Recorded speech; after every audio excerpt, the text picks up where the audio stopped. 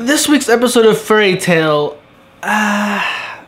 it seemed just a mess. It felt like they didn't know what they wanted the episode to be. Like they felt like the last couple of episodes have been too heavy with the horrifying images of the dragons being as powerful as they are, the guild having no chance against it. So they wanted to lighten the mood with really a lot of forced comedy, and it just came out wrong. I mean, really, some of the comedy made no sense at all. Like, okay, it was great when Cobra came in and started attacking one of the dragons and just started blasting with poison blast, being awesome as he is. And all the other dragons started attacking their dragons. Dragons actually show to have special powers. Mother Glare, I believe, drops all these eggs that hatch into these tiny metal dragons. So all that way, all the other guild members can have someone to fight. They don't just stand there in the background saying, well, we're completely powerless. We got nothing to do. We're just here giving you moral support. Go Dragon Slayers. But either way, and a nice dramatic moment was Urza, still being completely injured. Her leg's broken or something like that. She's about to be attacked by all these dragons. But then Jalal comes in and saves her. And she's happy to see him. But as soon as they're holding hands, so he can pick her up. Millie.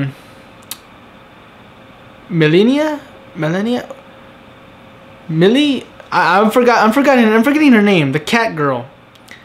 I'm gonna call her Millie. That's the closest I remember her name being. She sees this, and of course she has eyes of being horrified that Jalal is here, and that Urza is happy to see him. Like they're helping each other. So that's gonna create some great drama for next episode. I'm hoping next episode. But then the rest of the episode really was just comedy, a lot of comedy. Blue Pegasus, that chick right there, she's in a bikini trying to kind of get the dragon horny. Of course the dragon doesn't care, she's a human, he's a dragon. But it still just came out like, really? Did we need this? But then Zirconis. Oh, good old Zirconis. His special magic is that he can actually disintegrate, at least I assume, all the clothes that you're wearing. So immediately I'm like, what? And as you're gonna see, I'm gonna use this as my thumbnail. All the guards are just naked now. You see all these guys just naked. And just like, well, at least now the balance is equal, like, it's not just, all these abundance of females, fan service. Now there's all these males too. Like, okay, the balance has been equaled. We're good for now. But either way, of course, Lucy being there, and she's like pretty much the poster girl of Fairy Tail fan service. She has to get naked too. She gets naked. She gets blown into the sky. She goes flying. And then she hits Natsu, and he goes flying. They go landing. She's naked, and he's lying on her. It's just, okay. It was funny at first that all this, the naked blast and everything, but now it's just, it's interrupting the fights. It's interrupting the actual main story of Natsu trying to take down, Future Row and all these dragons. Dragon Slayers are finally paired off, start fighting and attacking and they're showing that they can do some damage against the dragons. Like, okay, great. And then all this fan service is like, okay, alright, it was funny at first, but it's taking too much focus away from the rest of the episode. And then Lucy, summoning Virgo, says, hey, give me some clothes, boom, clothes. So really, yeah. But Natsu, it ends with Natsu saying he has a plan, goes off. And the Magic Council guys, the guards or police or whatever they're called, they're just standing there saying, if only there was a future, we got to make sure we can protect the people.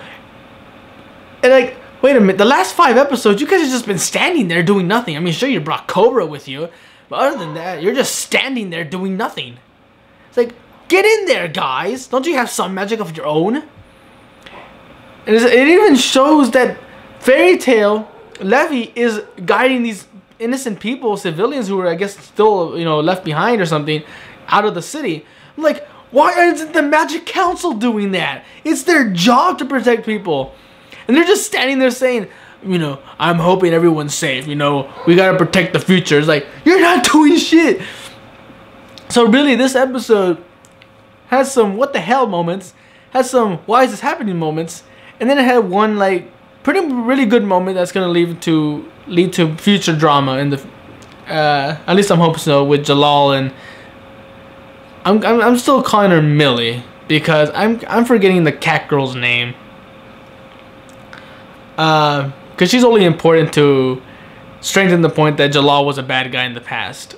But either way, yeah, this episode was just disjointed. It didn't know what it wanted to do. It felt like it needed some lighthearted moments to balance off the fact that these dragons have been so threatening and just so terrifying that there hasn't been a single light moment. But really, that's great. Fairy Tail has way too many light moments, not enough dramatic moments. So really, the comedy was not necessary. They were just pushing it in there. But other than that, it wasn't a bad episode. It was just kind of a roller coaster. It was like, all right, that's funny, but can we move on? But either way, not a horrible episode. I'm hoping for better next time. So until then, I'm Tony Dragon. Bye-bye.